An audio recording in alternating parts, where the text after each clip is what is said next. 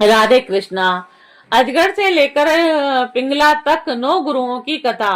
अवधूत दत्तात्रेय जी कहते हैं कि राजन, प्राणियों को जैसे बिना इच्छा के, बिना किसी प्रयत्न के रोकने की चेष्टा करने पर भी पूर्व कर्म अनुसार दुख प्राप्त होते हैं, वैसे ही स्वर्ग या नरक में कहीं भी रहे उन्हें इंद्रिय संबंधी सुख भी प्राप्त होते रहते हैं। और इसीलिए सुख और दुख का रहस्य जानने वाले बुद्धिमान पुरुष को चाहिए कि इसके लिए इच्छा अथवा किसी प्रकार का प्रयत्न न करे। बिना मांगे, बिना इच्छा किए ही स्वयं ही अनायास जो कुछ मिल जाए, वह चाहे रूखा सूखा हो, चाहे वह बहुत मधुर और स्वादिष्ट हो, अधिक हो या थोड़ा हो, बुद्धिमान पुरुष अजगर के समान उसे ही खाकर जीवन निर्वाह कर ले और उदासीन रहे।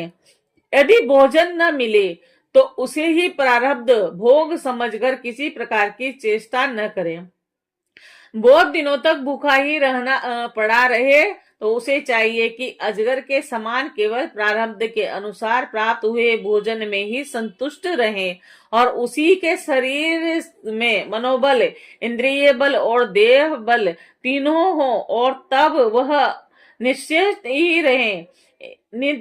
निद्रा रहित होने पर भी सोया हुआ सा रहे और कर्म इंद्रियों के होने पर भी उसमें कोई चेष्टा न रहे। राजन, मैंने अजगर से यही शिक्षा ग्रहण की है।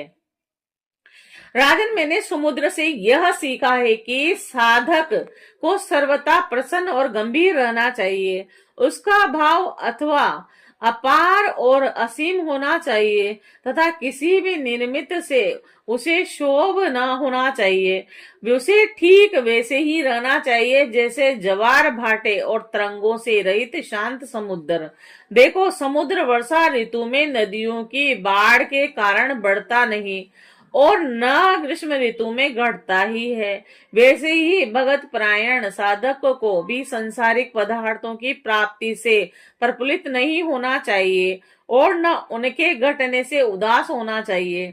राजन, मैंने पतंगे से यह शिक्षा ग्रहण की है कि जैसे वह रूप पर मोहित होकर आग में कूद पड़ता है और जल मरता है, वैसे ही अपनी इंद्रियों को वश में न रखने वाला पुरुष जब स्त्री को देखता है तो उसके हाव भाव पर लट्टू हो जाता है और घोर अंधकार नरक में गिरकर अपना सत्यानाश कर लेता है। सचमुच स्त्री देवताओं की वह माया है जिससे जीव भगवान या मोक्ष की प्राप्ति से वंचित रह जाता है, और जो मूढ़ कामिनी कंचन, गहने, कपड़े आदि नाशवान मायक पदार्थों में फंसा हुआ है और जिसकी संपूर्ण चित्तवृत्ति उसके उपभोग के लिए ही लालायित है, वह अपनी विवेक बुद्धि खोकर पतंगे के समान नष्ट हो जाता है। राजा, सन्यासियों को चाहिए कि गृहस्थों को किसी प्रकार का कष्ट न देकर भोरे की तरह अपना जीवन निर्वाह करें। वह अपने शरीर के लिए उपयोगी रोटी के कुछ टुकड़े कई घरों से मांग ले। जिस प्रकार भंवरा विभिन्न पुष्पों से, चाहे वो छोटे हो या बड़े, उनका सार संग्रह करता है, वैसे ही बुद्धिमान पुरुष को चाहिए कि छोटे बड़े सभी शास्त्रों से उनका सार, उनका रस निचोड़ ले। और राजन, मैंने मधुमक्खी से यह शिक्षा ग्रहण की है कि सन्यासी को सायकाल अथवा दूसरे दिन के लिए भिक्षा का संग्रह नहीं करना चाहिए, और उसके पास भिक्षा लेने का कोई पात्र हो तो केवल हाथ, और रखने के लिए कोई बर्तन हो तो पेट। वह कहीं संग्रह न कर बैठे, और नहीं तो मधुमक्खियों के समान उसका जीवन भी दुभर हो जाएगा। यह बात खूब समझ लेनी चाहिए कि सन्यासी सवेरे शाम के लिए किसी प्रकार का संग्रह न करें। यदि संग्रह करेगा तो मधुमक्खियों के समान अपने संग्रह के साथ ही जीवन भी गवा बैठेगा। राजन, मैंने हाथी से यह शिक्षा सीखा कि सन्यासी को कभी पैर से भी काठ की बनी हुई स्त्री का भी स्पर्श न करना चाहिए। यदि वह ऐसा करेगा तो जैसे हथनी के अंग संग से हाथी बंध जाते हैं, वैसे ही वह भी बंध जाएगा। और विवेकी पुरुष किसी भी स्त्री को कभी भी भोग्य रूप से स्वीकार न करे, क्योंकि यह उसकी मूर्ति मति मृत्यु है। यह स्वीकार करेगा तो हाथियों से हाथी की तरह अधिक बलवान अन्य पुरुषों के द्वारा मारा जाएगा। और मैंने मधु निकालने वाले पुरुष से यह शिक्षा ग्रहण की है कि संसार के लोभी पुरुष बड़ी कठिनाई से धन का संचय तो करते रहते हैं, किंतु वह संचित धन न किसी को दान करते हैं और न स्वयं उसका उपभोग ही करते हैं। बस जैसे मधु निकालने वाला मधुमक्खियों द्वारा संचित रस को निकाल ले जाता है, वैसे ही उसके संचित धन को भी उसकी ठो रखने वाला कोई दूसरा पुरुष ही भोगता है। तुम देखते हो न कि मधुहारी मधुमक्खियों का जोड़ा हुआ मधु उनके खाने से पहले ही साफ कर जाता है, और वैसे ही ग्रस्तों के बहुत कठिनाई से संचित किए हुए पदार्थों को, जिनसे वे सुख भोग की अभिलाषा रखते हैं, उनसे भी पहले सन्यासी और ब्रह्मचारी भोगते हैं, क्योंकि ग्रस्त तो पहले अतिथि अभ्यागतों का भोजन कराकर ही स्वयं भोजन करेगा। मैंने हिरनी से यह सीखा है कि वनवासी सन्यासी को कभी विषय संबंधी गीत नहीं सुनने चाहिए। वह इस बात की शिक्षा उस हिरण से ग्रहण करे जो व्याध के गीत से मोहित होकर बंध जाता है। और तुम्हें इस बात का पता है कि हिरनी के गर्भ से पैदा हुए ऋषि विश्रंग मुनि ऋषियों का विषय संबंधी गाना बजाना नाचना आदि देख सुनकर उसके वश में हो गए थे और उनके हाथ की कठपुतली बन गए थे। अब मैं तुम्हें मछली की सीख सुनाता हूँ। जैसे मछली कांटे में लगे हुए मांस के टुकड़े के लोभ से अपने प्राण गंवा देती है, वैसे ही स्वाद का लोभी दुर्बुद्धि मनुष्य भी मन को मत कर व्याकुल कर देने वाली अपनी जीवा के वश में हो जाता है और मारा जाता है। विवेकी पुरुष भोजन बंद करके दूसरी इंद्रियों पर तो बहुत शीघ्र विजय प्राप्त कर लेते हैं, परंतु इससे उनकी रसना इंद्रिय वश में नहीं होती।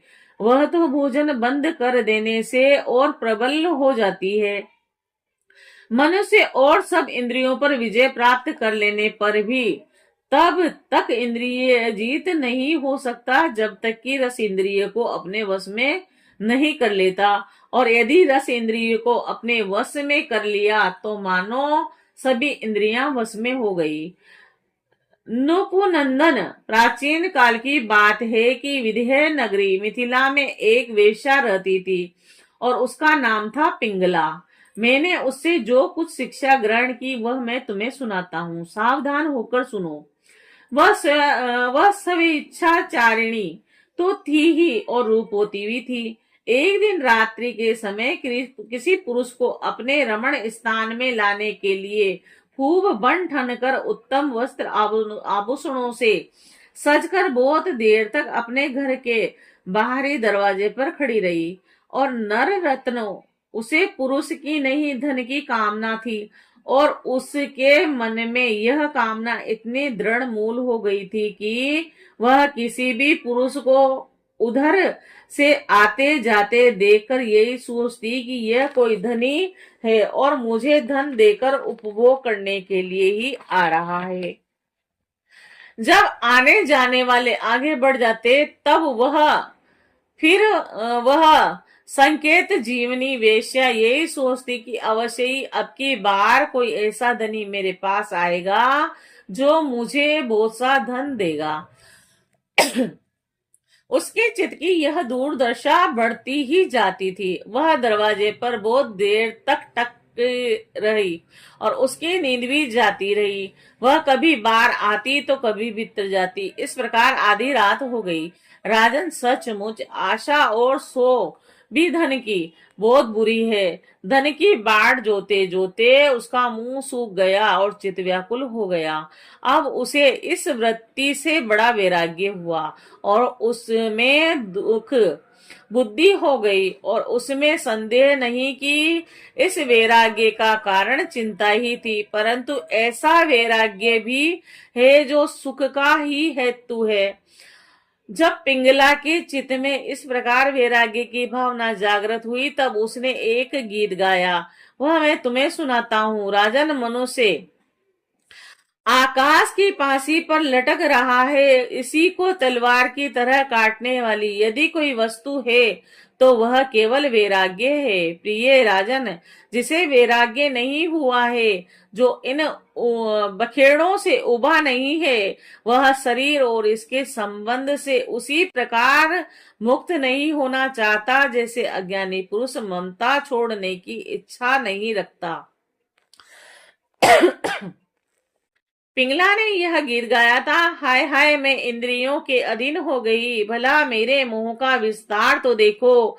मैंने इस दुष्ट पुरुष से जितना कोई अस्तित्व ही नहीं है, विशेष सुख की लालसा करती हूँ, और कितने दुख की बात है, मैं सचमुच मूर्ख हूँ।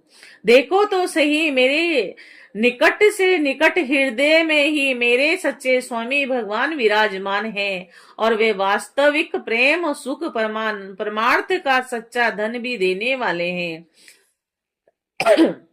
जगत के पुरुष अनित्य है और वे नित्य हैं। हाय हाय, मैंने उनको तो छोड़ दिया और अब उन तुच्छ मनुष्यों की सेवा की जो मेरी एक भी कामना पूरी न कर सके, उल्टे दुख भय आदि व्याधि शोक और मोह ही देते हैं। यह मेरी मूर्खता की हद है कि मैंने उनका सेवन करती हूँ। बड़े खेद की बात है, मैंने अत्यंत निर्दयी आजीविका वेश्यावृत्ति आश्रय लिया और व्यर्थ में ही अपने शरीर और मन को क्लेश दिया, पीड़ा पहुंचाई। मेरा यह शरीर बिक गया है, लंपट लोभी और निर्दनीय मनुष्यों ने इसे खरीद लिया, और मैं इतनी मूर्ख हूँ कि इस शरीर से धन और रति सुख चाहती हूँ। मुझे धिक्कार है। यह शरीर एक घर है और इसमें हड्डियों के टेढ़े तिरछे बांस और खंभे लगे हुए हैं।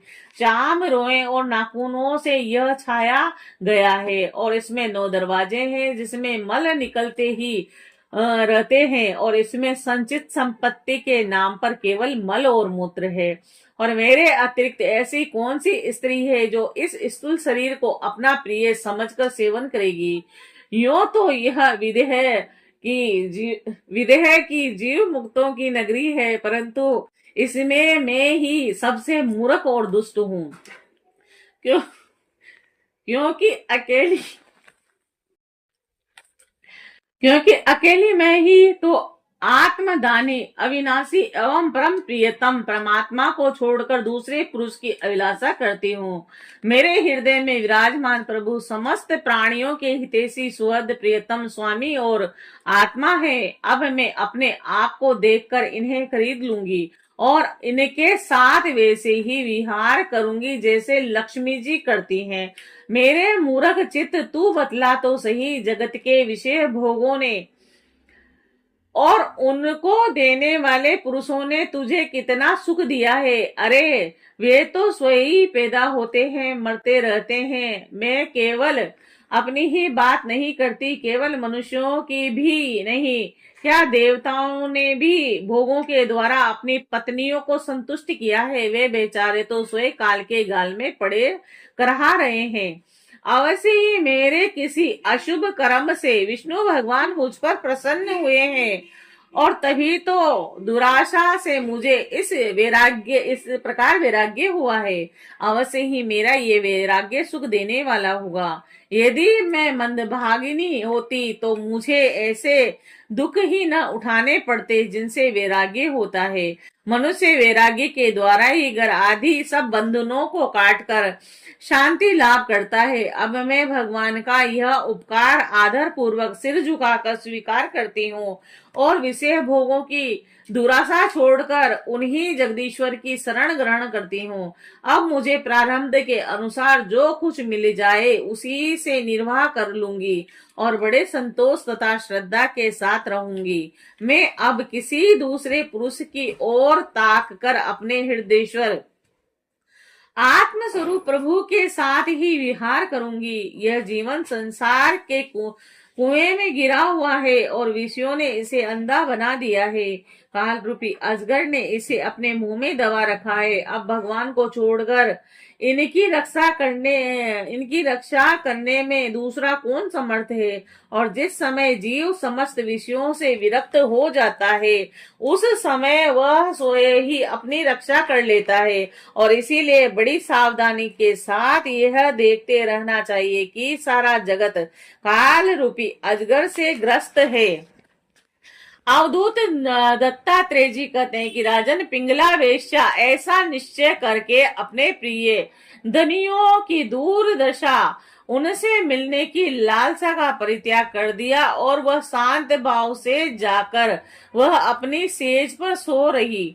और सचमुच आशा ही सबसे बड़ा दुख है और निराशा ही सबसे बड़ा सुख है, क्योंकि पिंगला वेश्या ने जब पुरुष की आशा त्याग दी तब वह सुख से सो गई।